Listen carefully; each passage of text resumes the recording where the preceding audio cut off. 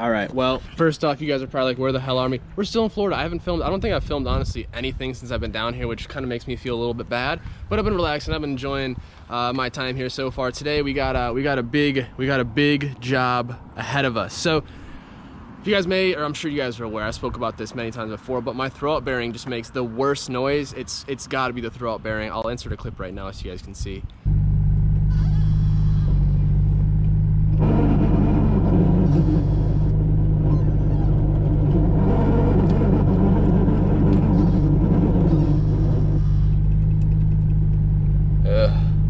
But yeah, I just need to get rid of that because in traffic it's the worst. It's the worst sounding noise possible I've ever heard from a car. So besides like rod knock, but we're not gonna talk about that. Today's the day we're gonna fix it. Here is our new piece. So yeah, Omar's with me. You guys, I'm sure will remember this thing.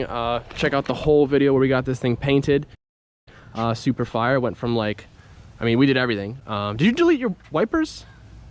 No, we gotta fix those. Oh, okay. It just stopped working. It looks really clean. Like, I've always liked cars without wipers. My 240 used to have a delete, but then I started driving it a lot. It's been raining here, so it's really not that bad. Like, This weather is really bipolar. Like, I got out to my car from the hotel and it just started dumping, where like 5 minutes ago it was super sunny and then it was weird, but that's Florida for you. But we're actually at a new friend's house. We're at Alton's place and he actually has a couple goodies. We'll get in there in a second, but the best part is he's got a lift. That is gonna make this job way easier and way less of a pain. So I'm super stoked to get this process complete. It shouldn't take much time. We just gotta drop everything though. We have to drop the motor. I don't know if I've mentioned that, but everything has to get dropped. I can't just pull the trans out. I can't just pull the motor or like tilt the motor and drop the trans from the bottom. I have to take everything out, and by doing that I have to drop it down from underneath. Like, I can't pull it out, if that makes sense. There's just no room. So yeah, it's gonna be good. At least we got a lift. Let's get her done.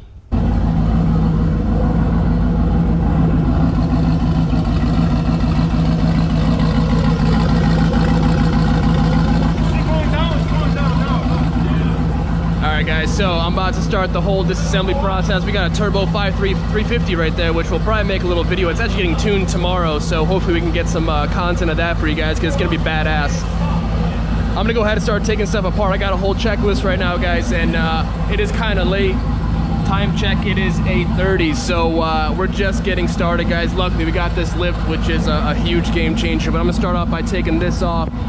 Fuel line, throttle cable, radiator, that kind of stuff, and just get going from there. So we got a lot of work ahead of us. Are we gonna finish tonight? Probably not, maybe, I don't know. Fingers crossed, it would be nice if we could, and hopefully we'll have this out in about an hour or two, so let's get to it. Just be careful, and you gotta kind of shimmy it through here, so just be careful on that. Come on.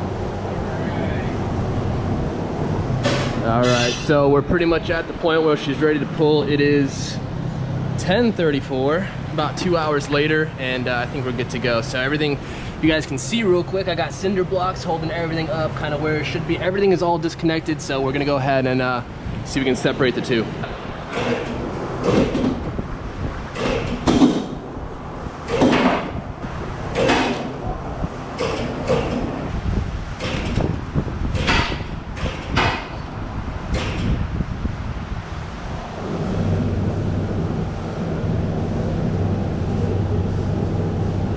This is pretty wild that this is happening right now. I'm just thinking about this, like, are you kidding me? Why is this happening? This is so trippy, man. Like, the fact that this actually happened and we're down here in Florida is currently blowing my mind, but I mean, it's done, it's there. All I gotta do now is unbolt all the bolts off the bell housing here for the trans, go ahead and separate the two, that way we can get access to all of our stuff that we need. And yeah, man, we're looking good. So I'm just gonna get jamming, at least just take the stuff apart, and then we might be done for today and come back and finish up tomorrow. But damn, man, this is crazy that we did this. All right, so we got day 2 here, continuing where we left off last night. This is what we found, because I don't think I showed you guys at all what the hell was going on here. So check this out. This is kind of scary, but I mean, I honestly think this is our issue. So if we look at it, our throwout bearing itself seems perfectly fine. Like, there's no weird noises, it's silent, it seems okay. That was what I thought was our issue, to be honest. I'm still gonna go ahead and replace it just because I have a new one, and we're in here, you know what I'm saying? Like, it is what it is, I'm just gonna go ahead and do it. But I looked at the end, sorry if you guys can't hear me too well, but I looked at the end of our input shaft, and I don't know if you guys can really tell that well on camera, but the end of it is all chewed up, and you can see like a little bit of a heat ring right there at the very end of it. That tells me that it has been digging in to, I guess what you want to call, I guess the crank, grinding up in there a little bit. So see how it's got like a little bit of a nipple in there? That nipple has kind of like etched itself. I don't know if these come with a nipple from factory, but it's definitely chewed up inside of there. So for us, we're just gonna go ahead and chop like ½ inch off, just because I can't get in there at an even angle because the bell housing's in the way. But I really hope this is the issue, man. I can't see anything else wrong or anything else going on in here, so I'm just praying that that's our issue, and we'll go ahead and just fingers crossed that our transmission is still okay. But I'm gonna keep grinding, guys. It's kind of hard to get filming under here, even though I have a lift. We're kind of set up on cinder blocks and stuff like that. Hope you guys can kind of see what's going on. But just want to show you guys what I found and what I'm about to go ahead and fix. So let's get to it. All right, so a bit of angle grinder action later, and you guys can see we have our little nub that I went ahead and chopped off about ½ inch. And there you guys can see, all set. And actually went ahead and installed our new slave or internal centric, whatever the freaking scientific term is for one of those. It's installed. Now I'm ready to go ahead. I got my clutch all bolted up, ready to go. So I'm gonna get the transmission back, made it to the motor. Maybe do a couple little things under here, just check some things while we got the room, and we'll be looking good, man. So hopefully this right here was our issue. I really hope it was. I just don't know what else it could be. There's nothing else visually that we could see. The clutch was fine, the flywheel was fine, everything else looks good. Input shaft has no play, it all looks good to go. So fingers crossed, and let's get this car back together, man.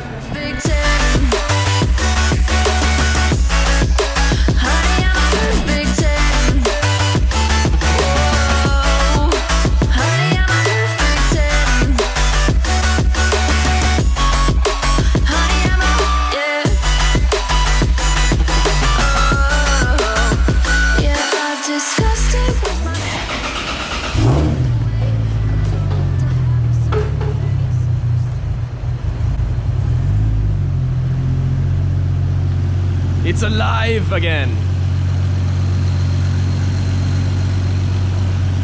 All looks good, all looks good.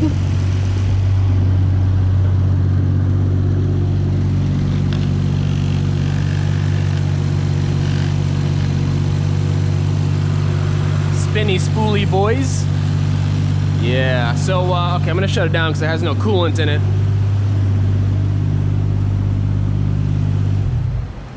All right, well, at least we got it. I'm gonna shut this fan off.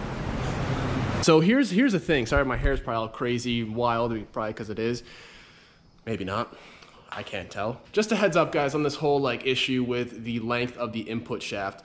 Now, the adapter kit I have is an Auto Sports Engineering kit. There is no like notice of you having to cut the input shaft, or I guess whatever you want to call it. I think it's the input shaft of the transmission, that freaking rod. Whatever, the Rodney. Let's call it the Rodney. All of his kits are based off of his non-VVTi 2JZ. So we have come to the conclusion that it seems like it is a VVTi problem. The crank, I believe, is different in a VVTi. So if you guys are running a VVTi, a 2JZ VVTi specifically, you're gonna wanna go ahead and make sure you cut a little bit of your input shaft off. So yeah, I just wanted to throw that out there. It is something that you guys are gonna wanna go ahead and just be aware of. But I guess if you have a non-VVTi 2JZ, I guess you guys are good to go. But just wanted to toss that out there. Unfortunately, I had no idea, so here we are now on my vacation. You know, I'm having to go ahead and drop my motor and trans, which is the last thing I honestly wanted to do, but it is what it is. What are you gonna do? I'm honestly just grateful that we have this lift, a place to do it.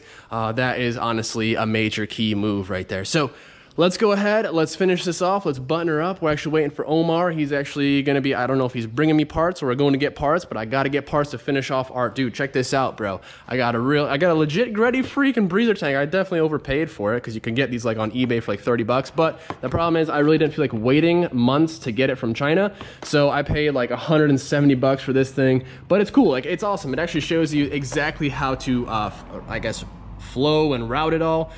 Just a quick heads up. bottom port will be going to a fitting I have on my heater hose. Bottom fitting on this thing is going to a, I guess, adapter fitting piece on my lower heater hose. This is obviously going to now our heater hose. We got this little T fitting to tap into that. This one will be going to our overflow on our radiator up here. That's gonna have to change. And this one is actually gonna go to our new overflow. So we have to build or make an overflow. Currently, I just have a stupid water bottle right there. And then as far as the radiator cap, we don't want this pressurized anymore. So this, we can't run this cap. You guys can actually go ahead, if you buy like the eBay ones, they don't come with like replacement caps like this Greddy one does. So what you can do is just go ahead and take an angle grinder and just chop away like all the spring pressure part. Just do it on I guess a cap that's kind of junk, whatever. And then, well, in here, you guys can see we just have like these blank kind of block off radiator caps. So this is now gonna be our fill spot. The reason why we're using this is because that was way too low. So we kept on getting air in our upper radiator hose as well as our heater hose up there. So now this is the highest fill point in the whole system. It's about, oh, I don't know, 4 inches, 5 inches taller than where that used to be. So that's gonna definitely do what it needs to do and get the whole system bled. And keep it bled is the thing. You know, you can bleed it all, but then it's gonna push itself out because it's just the way it works. So we're doing good. I'm gonna go ahead and we're gonna finish this off, and at least it runs. Again, I mean, at least we got everything connected, right? All right, so Omar has joined us. What up, my guy? We are pretty much done. I just went ahead and used this pretty fancy contraption. It works really damn well. It's called a Mintivac. Check that out. It's actually just like a vacuum kind of pump, I guess, to bleed whatever you need to bleed. If you guys have the setup like me, Z32 CD09, you can see that little spark plug boot right there. That stays on the car permanently. That's like the only way. So we just pulled this little sucker off. Oh shit, okay, well, you put this back on and it kind of acts, because up in there it's such a tight radius. So you slip this guy on and kind of it acts as a real nice, I guess, elbow for whatever, however you're bleeding. So this way you kind of hook up a bit of vacuum to it. Sorry about the mess, but hook it up to there and you're pretty much good to go. Look at her bleed, brothers. Look at all those bubbles. Oh yeah, it's working, man. So we got everything all plumbed up. I literally just looked at the picture. It's pretty cool that they have a plumbing all good to go for you. So I got the heat on full blast. She's running, she's all buttoned up. And we're just letting her do her thing, man. So it should be good in about 10 minutes, 10, 15 minutes. And then I guess we'll be off to the streets, man. Hopefully we fix the problem. It's getting late out here, so I don't really want to create too much noise for too much longer. So, but we're looking good. We're looking good. All right, guys, so I let the car warm up. The fans kicked on, and as you guys can see, don't mind this. Please just don't look at this for now. It's my overflow. Don't worry about it. It's just temporary.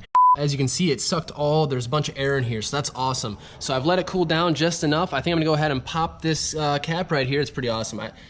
I'm kind of lame for buying expensive Greddy parts when I could have bought this same thing for 20, 30 bucks on eBay, but you know, it's nice. It's just a little flashier. I don't know, it's scene points, right, bro? Sure ready. So I'm gonna go ahead, we're gonna pop this off, fill it up again, and then I'm actually gonna go to the hotel, change up, and I'm going out tonight. I need to relax, have a few drinks. I'm not driving, don't worry. Uber, never drink and drive. Let's finish this up. You guys gotta check this out. Look, it's actually swirling. It's actually swirling. Oh, I gotta put the cap on. Cap on, cap on. Yeah. Yeah. All right, let's see how she does, man. Let's get it, man. I'm like so excited and nervous at the same time. You guys kind of know that feeling, but let's go ahead and wrap this up, get out of here. You guys can also see I put my my nose piece back on. First time in Florida, so we're gonna kind of see how it does with the cooling. I'm just excited, man. If we fix both the cooling and the clutch problems, this car has just become like I can't even explain it, man. Let's move it out. Let's see how it does.